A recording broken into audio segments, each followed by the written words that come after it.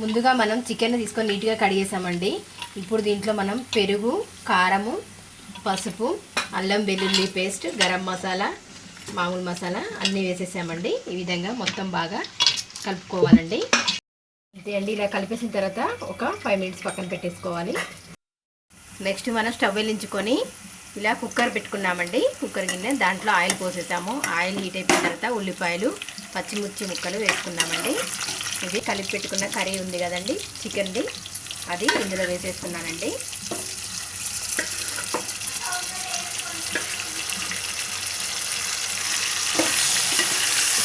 వేసేసిన తర్వాత ఇలా అంతా కలిపేసుకోవాలి.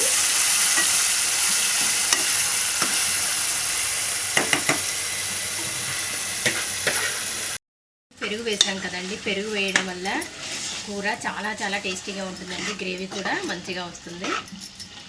చికెన్ కలిపెట్టిన గిన్నె ఉంటుంది కదండి, అదే గిన్నెలో ఇప్పుడు నేను టమాటాలు ఇలా కోసుకున్నా కదా, దాంట్లో మనం కొద్దిగా సాల్ట్ వేసుకొని వీటిని టమాటా ముక్కల్ని క్రష్ చేసుకోవాలండి. ఇలా చేయడం వల్ల మనకి గ్రేవీ మంచిగా వస్తుంది. టమాటాలో రసం అంతా మంచిగా ఉంటుందండి. ముక్కల్ని క్రష్ చేసి పెట్టాం కదండి, అది వేసేస్తున్నాము. కలిపేసుకోవాలి.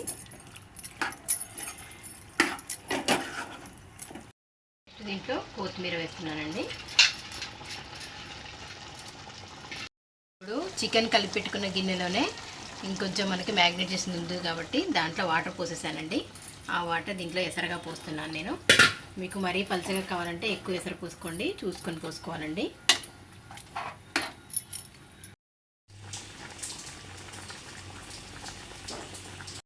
పెట్టేసుకున్నాను. మూత పెట్టేసి ఒక 3 విజిల్స్ వచ్చేసాక బంద్ చేసుకోవాలి. తీసేసి మూత ఓపెన్ చేస్తున్నాను.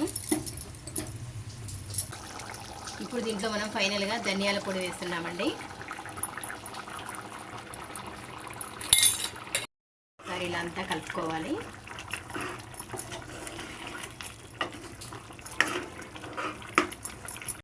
వేసాను. ఇది వేరే గిన్నెలోకి తీసుకుంటున్నామండి. అంతే అండి. ఎంతో రుచికరమైన వేడి వేడి వెరైటీ చికెన్ కర్రీ రెడీ అయిపోయిందండి. ఇందులో మనం పెరుగు వేయడం వల్ల ఓకే అండి, చూసారు కదా, పెరుగు వేయడం వల్ల చికెన్ చాలా చాలా టేస్టీగా ఉంటుందండి. ముక్క కూడా మనకి ఫిష్ ముక్కలాగా ఉంటుంది. కంపల్సరీ ట్రై చేయండి. ఇలాంటి రుచికరమైన వెరైటీ వంటకాల కోసం భాగ్యమ్మ ఫుడ్ ఛానల్ని లైక్ చేయండి, షేర్ చేయండి, సబ్స్క్రైబ్ చేయండి. Thanks for your support.